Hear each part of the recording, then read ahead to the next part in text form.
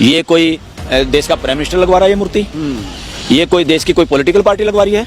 ये totally credit जाता है इस देश के उन वकीलों के लिए जो लगातार इसको पुशअप कर रहे हैं, जिसमें से मैं भी एक छोटा सा हिस्सा हूँ। जज और एडमिनिस्ट्रेटिव पावर और मेन चीफ जस्टिस को जाता है। तो प्रधानमंत्री का कोई रोल नहीं, प्रधानमंत्री का क्या रोल है? प्रधानमंत्री ने तो रोल को और खराब किया, बल्कि ये सुप्रीम कोर्ट की बिल्डिंग है, यहाँ के मुखिया चीफ जस्टिस हैं, इनकी मर्जी है, इससे एडमिनिस्ट्रेशन की मर्जी है। वो संविधान के उसमें अपनी ड्यूटी पूरी कर रहे हैं, जो बहुत पहले हो जानी चाहिए थी। वो उद्घाटन भी इसका करवा रहे हैं द्रौपदी मुर्मू जी से, और प्राइम मिनिस्टर ने देश की राष्ट्रपति को जहां उसका अधिकार बनता था पार्लियामेंट हाउस पे उद्घाटन करने का, वहां तो कब्जा किया, बल्कि कब्जा हुआ, बहुत बड़ा वायलेशन हुआ इस देश की जनता की भावनाओं के साथ, संविधान के साथ भी। वहां संविधान की हत्या हुई है। अरे यहाँ कैसे? यहाँ कोई प्राइम मिनिस्टर का क्या रोल है इसमें? इसमें कोई प्राइम मिनिस्टर, कोई सरकार का रोल नहीं, क्योंकि बोलने की हिम्मत नहीं, दिखाई बोल के। एक वक्त वो था कि अगेंस्ट बोल के लोगों ने मजे लिए हैं।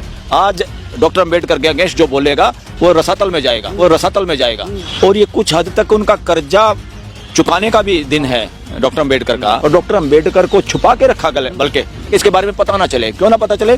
जो एस्टेब्लिश्ड महामानव थे इस देश के, सो कॉल्ड, उन्होंने सोचा कि ये आदमी यार महादलित ऐसे परिवार में, अरे ये इसका नाम होगा तो हम नीचे हो जाएंगे, बौने हो जाएंगे।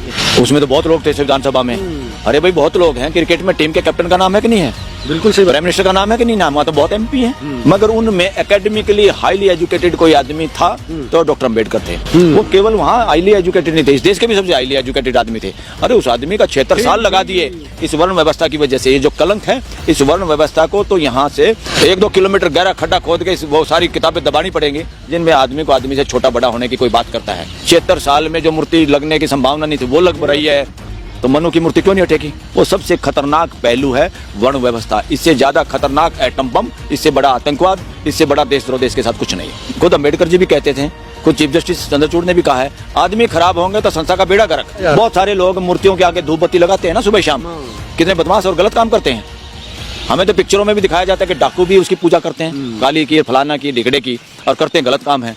तो ऐसे सारे नेता माला पहनते, सारे मंदिर मस्जिद गुरुद्वारों में जा के माथा टेकते हैं वोट मांगते वक्त। उनके जहन में क्या होता है? जो आम डाकू हो तो पैसा लूटते हैं, वोट के डकैत तो लोगों की मानसिकता को लूटते हैं। न्याय का प्रतीक है, और इस देश में जिसका अहम रोल है, जिस संविधान की रक्षा की एक गार्डियन है ये सुप्रीम कोर्ट, ये जज और ये सारे वकील लोग, उसके निर्माता का जो उसका आर्किटेक्ट आदमी है, उसका स्टैचू नहीं होना तो अन्याय था। ये मैं तो कह रहा हूँ, खुद डॉक्टर अम्बेडकर के साथ भी न्याय होगा, और हम सब उस ऋण से, उस लेट लतीफी से कहीं ना कहीं कुछ मुक्त होंगे।